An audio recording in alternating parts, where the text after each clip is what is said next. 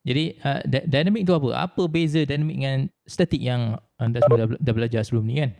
Okey, dalam kelas static sebenarnya uh, dia lebih kurang sama macam dynamic je. Cuma static tu maksudnya tak bergerak. Dynamic ni maksud dia bergerak. Okey. Ni kalau saya nak conteng-conteng sikit. Okey, dulu kita belajar static. Ni tak bergerak. Bila kita kata tak bergerak, maksudnya penjumlahan apa yang akan sifar, penjumlahan daya akan sifar, penjumlahan moment akan sifar. Daya ni bermaksud dia tak bergerak dalam gerakan translasi. Apa benda tu nanti kita akan tengok. Penjumlahan moment sama sifar maksudnya dia tak akan berputar. Okey. Semua ni datang daripada persamaan Patrick Newton, iaitu F sama dengan MA. Okey. Cuma dalam statik bila kita kata tak bergerak, yang belah belakang ni sama dengan kosong. M adalah kita punya jisim ataupun mass, A adalah pecutan ataupun acceleration. A ni yang sama dengan kosong. Jadi bila acceleration ataupun pecutan kosong, maksudnya objek itu tak bergerak, penjumlahan daya sama dengan kosong atau dia pergi kepada masalah statik. Okey, semua jelas Dalam dynamic pula, kita kata objek tu bergerak. Okey, bila bergerak, maksudnya kita akan guna persamaan Patrick Newton ni balik. Tapi kali ni MA ni tak sama dengan sifar. A ni ada nilai ataupun ada pergerakan. Untuk pergerakan tu kita akan tengok dua jenis objek. Satu adalah partikel, satu adalah badan tegar. Apa benda partikel dan badan tegar ni? Saya ulang balik, sebenarnya benda ni telah diketahui dalam kelas statik sebenarnya. Okey. Tapi saya ulang balik. Mana tahu siapa-siapa dah terlupa ataupun biasanya sengaja melupakan sebab ingat ke dah tak ada kaitan lagi. Okey. Sekarang kita akan tengok partikel ataupun dalam bahasa mudahnya adalah titik. Apa yang kita faham tentang partikel atau titik ni? Saya lukis titik tu. Titik. Jadi, yang kita tahu bila kita kata titik, apa yang ada ataupun apa sebenarnya yang tak ada, dia tak ada dimensi. Okay? Tak ada dimensi. Tak pernah orang sebut titik ni 2 mm tak ada. Ataupun partikel tu 2 mm tak ada. Dia hanya sebut titik je ataupun partikel saja. Dia tak ada dimensi. Tapi, dia ada apa? Dia ada jisim. M ada. Dia tak ada dimensi, dia boleh ada jisim. Jadi dalam kelas statik dulu, contohnya kita ada satu titik, ada penjumlahan daya F1 campur F2 dan dia akan ada paduan dan sebagainya. Dalam kelas ni statik dulu. Kita kata F3. Jadi penjumlahan semua ni F1 campur F2 campur F3 sama kosong. Ni statik. Dalam dynamic kita kata apa? Okey, partikel sama F1, F2, contoh F3 campur semua ni dia tak kosong. Dia tak sama kosong. Dia sama dengan apa? Dia sama dengan MA. Ada pergerakan. Dia bergerak. Ini untuk khusus dynamic. Jadi kita tambah daripada apa yang kita belajar dalam statik. Dalam statik, penjumlahan daya sama kosong. Sekarang dia bergerak. Dan objek yang pertama kita akan tengok adalah titik ataupun partikel. Sekarang objek kedua pula. Objek kedua kita adalah badan tegar ataupun rigid body. Untuk rigid body ataupun badan tegar, ni apa benda ni? Ni adalah sebenarnya suatu cara untuk kita memudahkan masalah tu. Secara jujurnya, tak ada badan adalah rigid body ataupun badan tegar. Semua benda, tak kira keras mana pun, besi ke apa ke, kalau kita ambil benda tu, kita bagi dia daya, dia akan terpenyet, dia akan memendek, dia tak tegar. Ini adalah reality. Okay? Tapi untuk membuat analisa, disebabkan perubahan dimensi itu adalah sangat kecil, ni kecil sangat, jadi kita boleh anggapkan, okay, mungkin dia tak berubah langsung. Jadi kita anggap kita ada satu badan yang bila kita bagi daya, tak kisah besar mana pun, dia tetap sama. Dimensi dia sama ataupun tak berubah. Jadi bila kita kata badan tegar, maksud kita ada satu badan yang dimensi dia sama dan tak berubah-ubah. Bentuk dia macam mana pun, dia akan kekal sama. Tak kisah diberi daya apa pun. Jadi ini adalah satu cara kita nak memudahkan penyelesaian masalah tu. Jadi dalam kelas statik dan dynamic, biasanya kita akan buat analisa partikel dan juga badan tegar atau rigid body.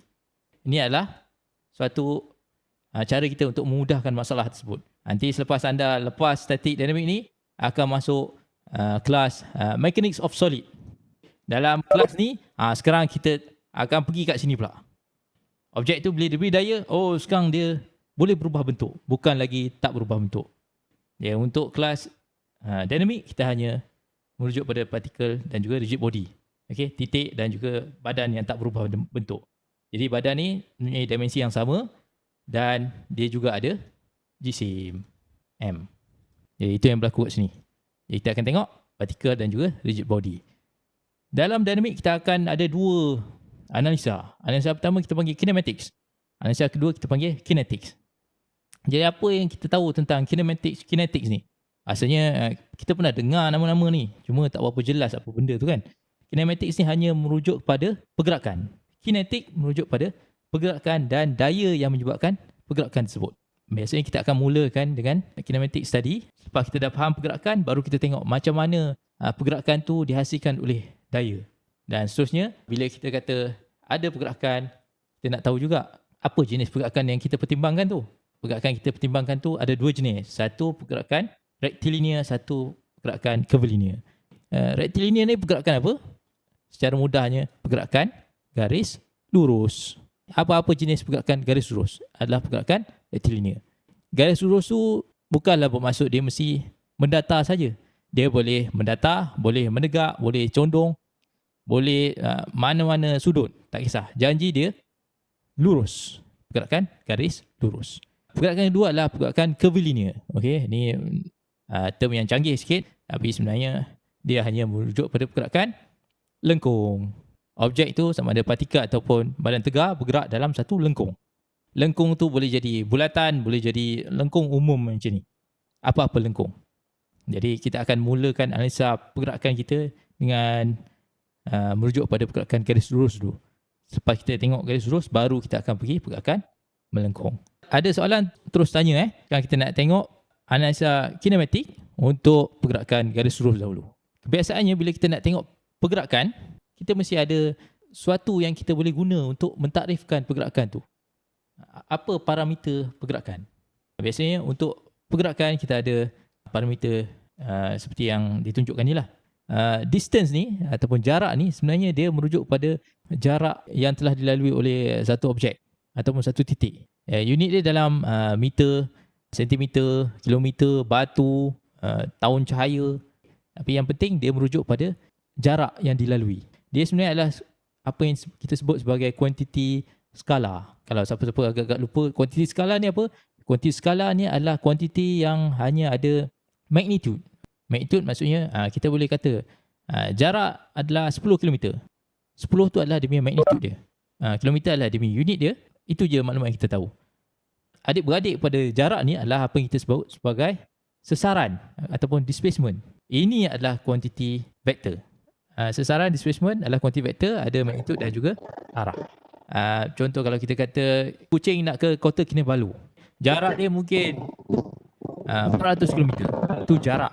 Sesaran dia adalah dari kucing ke Kota Kinabalu. Maknanya ada arah. Bukan setakat ada magnitude saja. Unit untuk sesaran sama macam unit untuk jarak. Jadi kalau kita tengok unit saja, kita mungkin tak boleh bezakan. Okay, unit masih sama. Boleh jadi sentimeter, meter, batu, tahun cahaya dan sebagainya. Okay, yang penting kat sini dia mesti ada magnitude dan arah. Dan untuk tahu arah, kita kena tahu titik rujukan dan arah dari titik rujukan tersebut. Contoh macam tadi saya sebut, dari Kuching ke Kota Kinabalu, dia mesti bermula dari Kuching ke Kota Kinabalu. Okay, ini adalah sesaran, kuantiti vektor.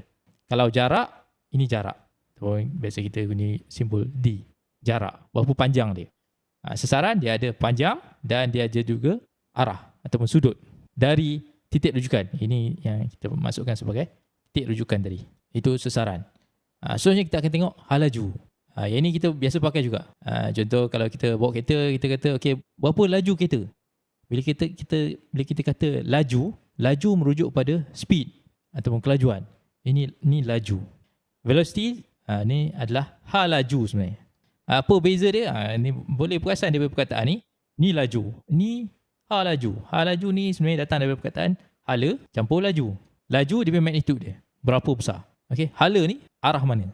Jadi kita tengok pun kita dah tahu yang ini adalah kuantiti. Ini kuantiti skala. Ini adalah kuantiti vektor. Satu hanya ada magnitude, satu ada magnitude dan arah. Sama juga macam beza antara jarak dan sesaran tadi. Laju dan hal laju, dua-duanya mempunyai unit yang sama. Contoh unit sentimeter per saat. Okay, yang biasa kita pakai mungkin meter per saat ataupun kilometer per jam ataupun batu per saat ataupun zaman dulu atau sekarang pun ada juga.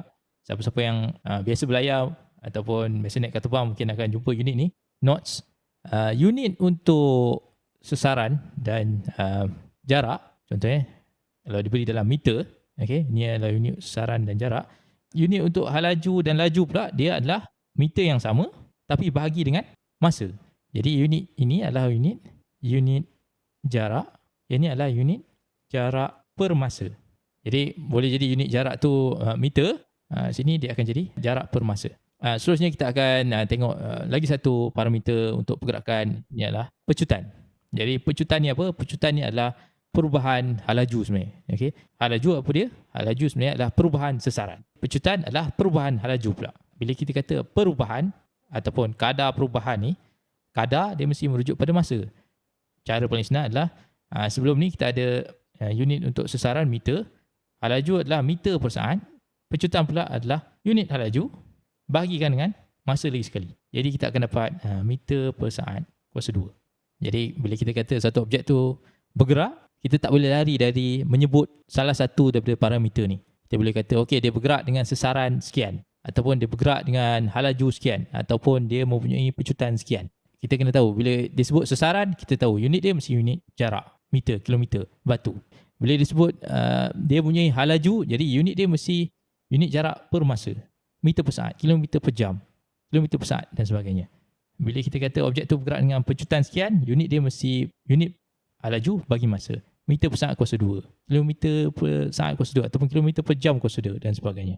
Jadi ini parameter yang kita akan guna untuk menjelaskan ataupun menunjukkan objek itu bergerak. Jadi ini secara cerita-cerita. Okay?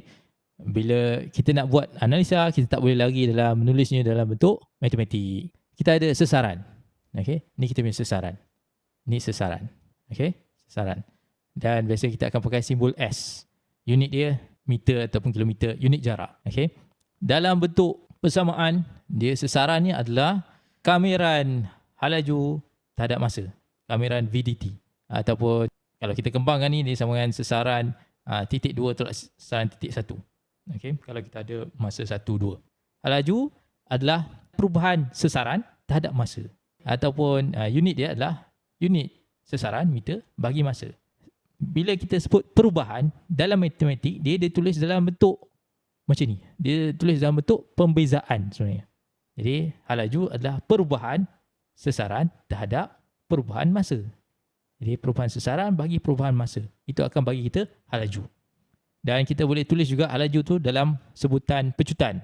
Dia adalah cacing ni ataupun sebenarnya kameran ataupun integration pecutan A terhadap masa dt. Dan akhirnya kita akan ada pecutan. Pecutan tu apa? Dia adalah perubahan halaju terhadap masa. Jadi perubahan halaju diberi oleh dv ni, perubahan masa dt. Unit dia adalah unit halaju dv. Kata kita pakai meter per saat bagi unit perubahan masa S. Jadi kita akan dapat unit dia meter per saat kuasa 2 macam saya sebut tadi. Dan kita boleh tulis juga pecutan ni dalam sebutan halaju. Okay? Jadi pecutan sama dengan dv bagi dt. Ataupun kita boleh tulis juga pecutan yang sama dalam sebutan sesaran. Jadi kita akan dapat d kuasa 2s bagi dt kuasa 2. Mana datang benda ni? Okay, sebenarnya kita ambil ni. A sama dengan dv bagi dt. Okay, kita tahu v ni, pakcik v ni adalah ds bagi dt. Jadi d kali d, ada d 2 kali situ. Okay. Dan bawah pun sama juga, d ada 2 kali. Jadi okay, dia macam pelik sikit lah cara tulis kan. Okay, bawah ni dt kuasa 2. Atas d kuasa 2 s. Okay. Jadi sebenarnya ini adalah merujuk pada perubahan sesaran terhadap masa 2 kali.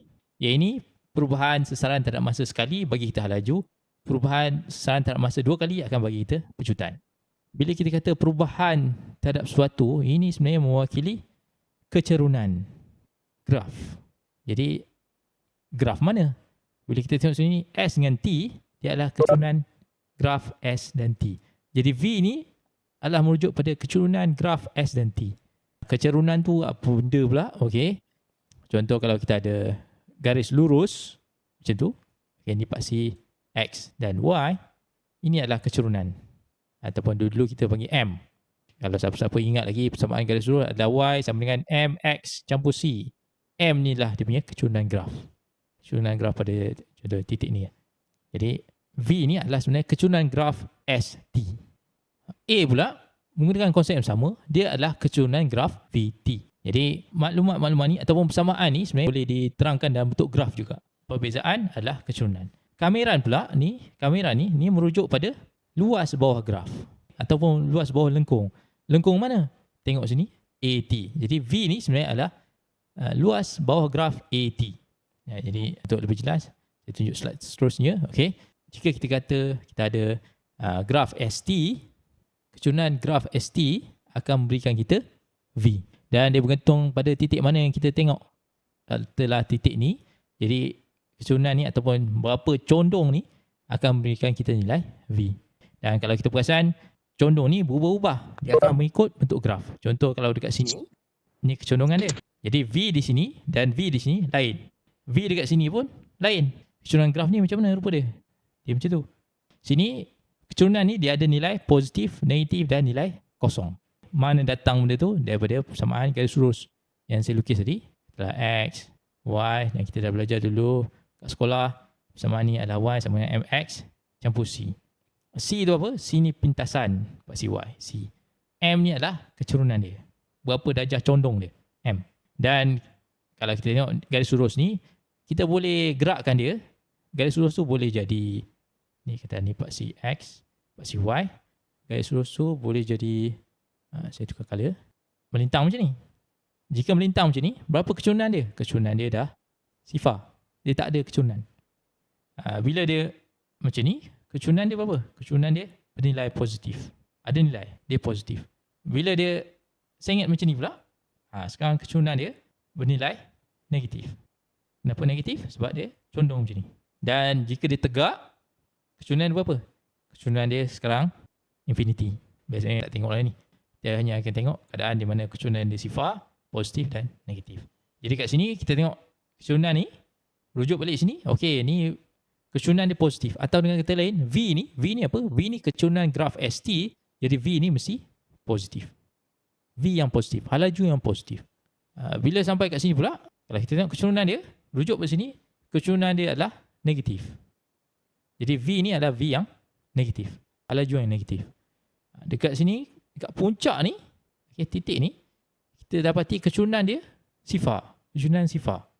Bila kecurunan sifar, maksudnya V kat sini mesti sifar. Sebab V ni adalah kecurunan graf ST. Jadi, mana kita dapat maklumat V daripada graf ST ni? Daripada persamaan ni lah. V adalah kadar perubahan sesaran ataupun S terhadap masa. Dan kalau sesaran tu diberi dalam bentuk graf, kecurunan graf ST ni akan bagi kita nilai V. Seterusnya kalau kita guna persamaan pecutan, A sama dengan dV bagi dt, okay, ataupun pecutan adalah perubahan halaju terhadap masa. Jika kita ada graf halaju, kecurunan graf halaju akan bagi kita pecutan. Jadi sama juga macam tadi, bergantung pada titik mana yang kita rujuk.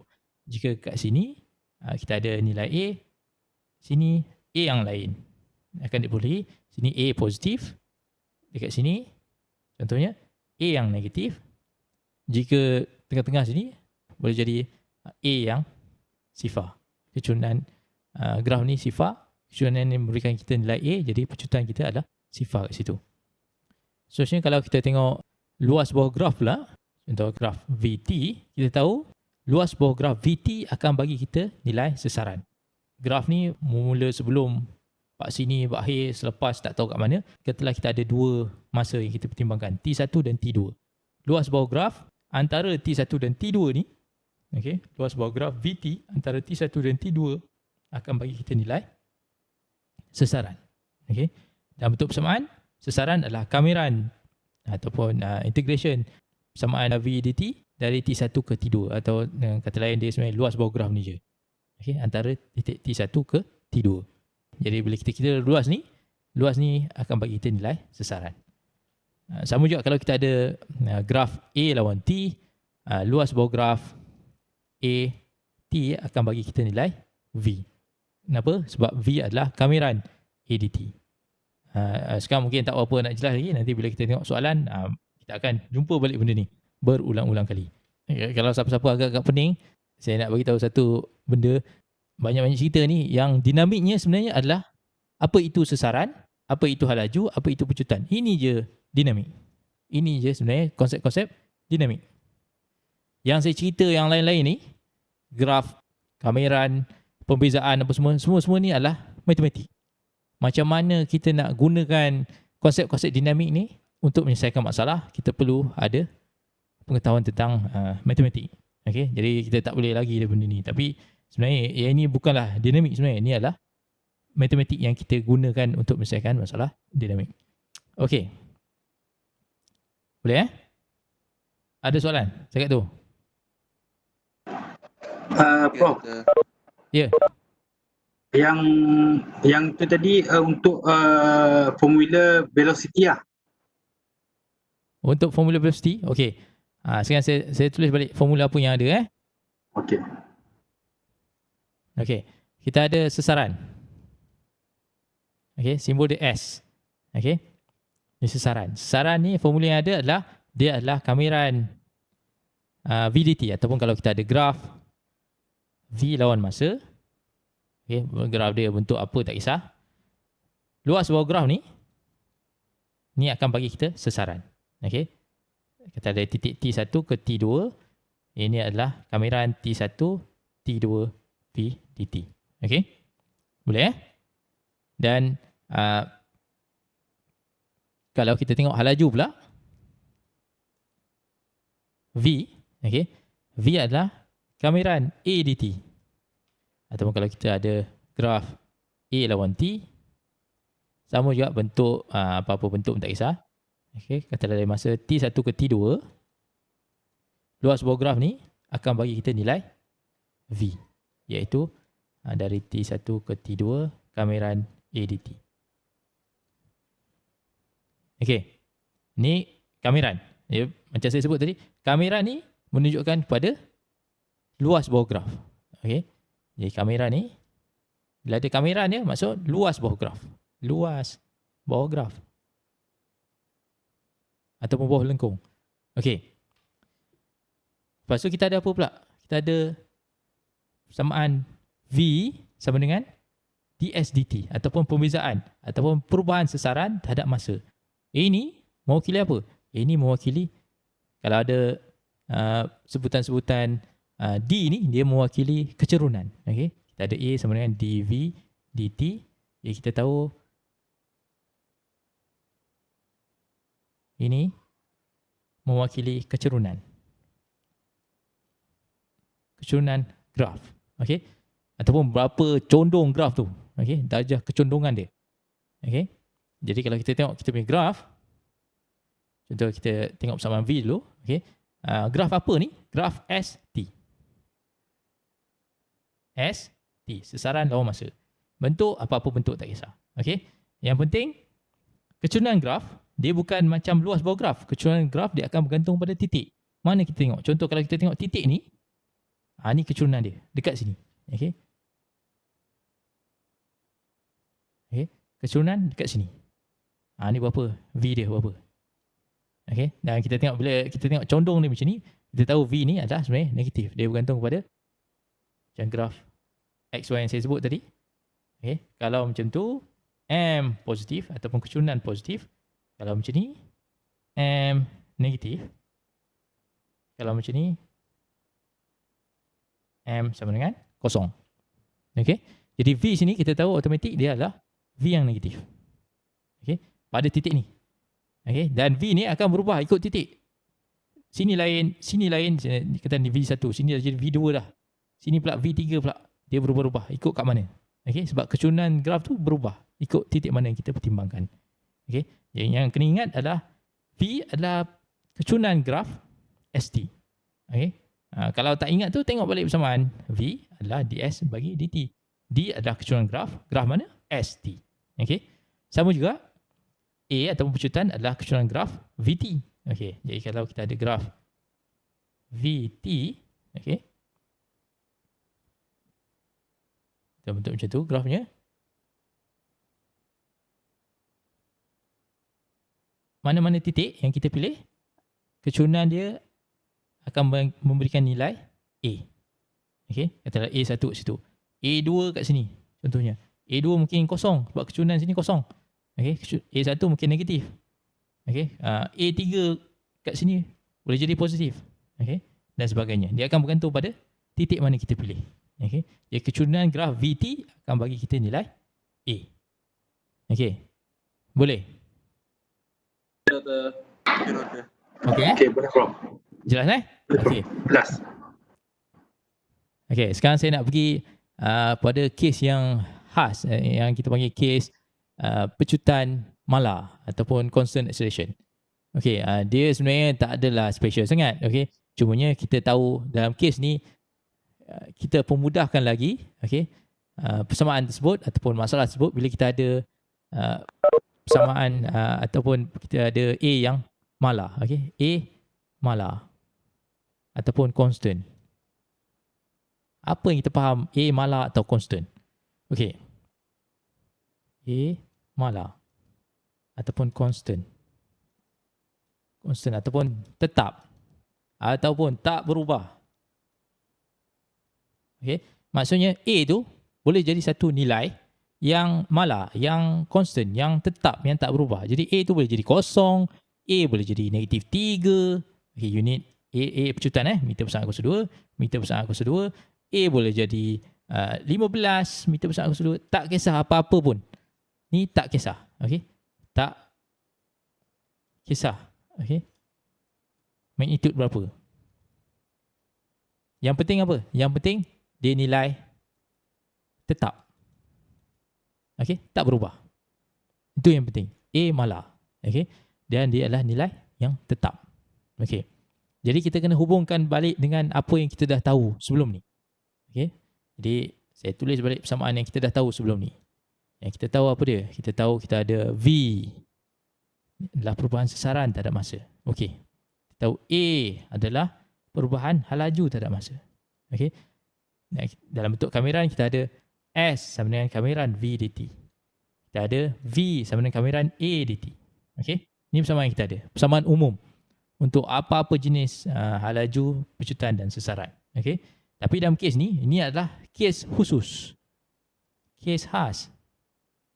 Okay, bila kita kata A nilai tetap. A adalah nilai yang tetap. Tak berubah. Okay, tapi saya sebut tadi A ni adalah apa dia? A adalah dV dt ataupun A adalah perubahan halaju terhadap masa. Okay, bagaimana halaju berubah terhadap masa. Tapi kat sini kita ada kes khas. A tetap. Maksudnya apa? Maksudnya A tak berubah terhadap masa. Okay, bila A tak berubah terhadap masa, dengan kata lain, A itu okay, A tak berubah terhadap masa, maksudnya apa? Maksudnya nilai apa yang tak ada di sini. Okay, maksudnya kecurunan dia, A itu apa? A itu adalah kecurunan graf VT, betul? A tak berubah terhadap masa. Okay, kecurunan apa yang tak berubah? Dalam kes ni, apa yang kita tahu? Kita tahu secara automatik bahawa kecurunan graf VT adalah sama dengan kosong. Okay, kecurunan graf dia sama dengan kosong. Okay, itu yang berlaku bila A tak berubah.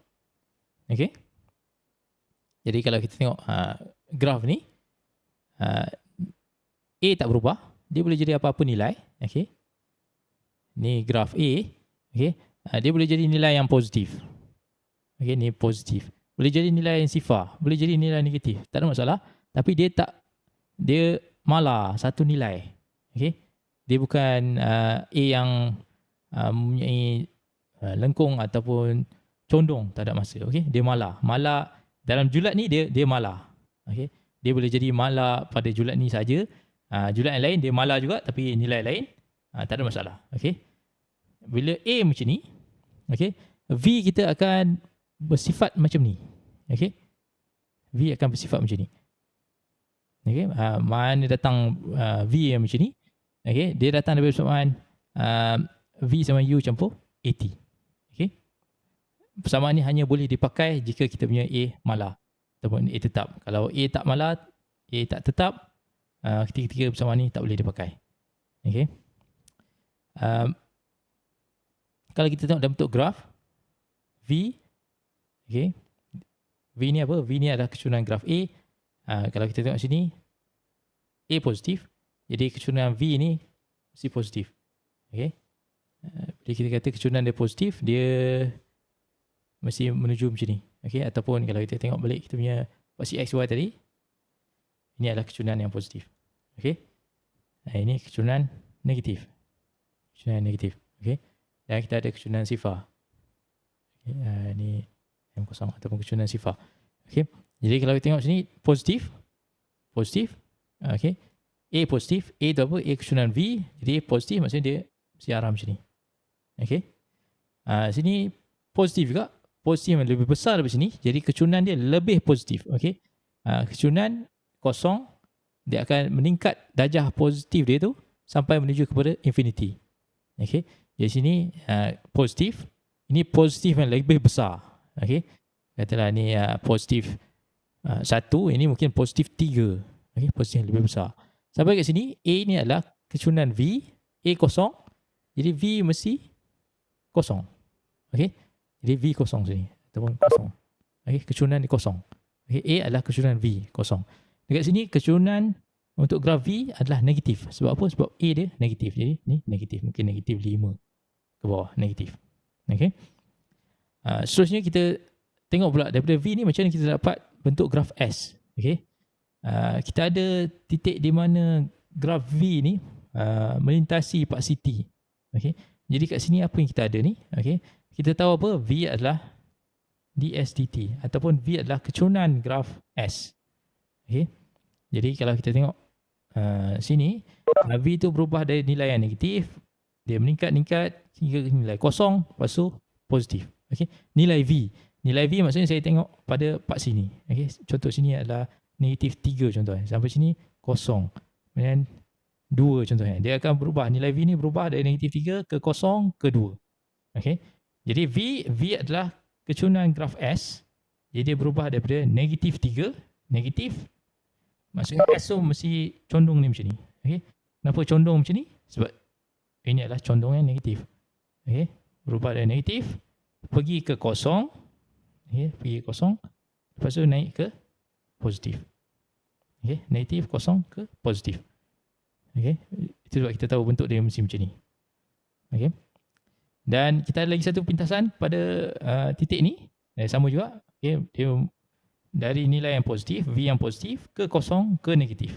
Jadi S, V adalah kecurunan S.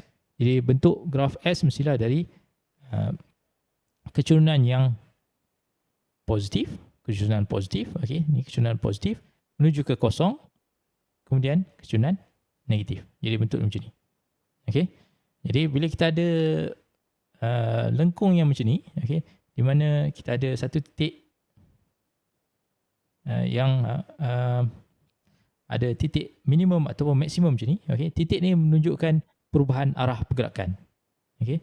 Perubahan arah pergerakan. Contoh sesaran bermula dari satu nilai yang positif pergi situ, kemudian dia ubah pula. Okey. Jadi titik ni merujuk pada perubahan arah pergerakan. Okey. Ataupun dengan kata lain, titik ni merujuk pada titik di mana V sama dengan kosong. Okey, sebab sini V adalah kosong. Sini pun sama.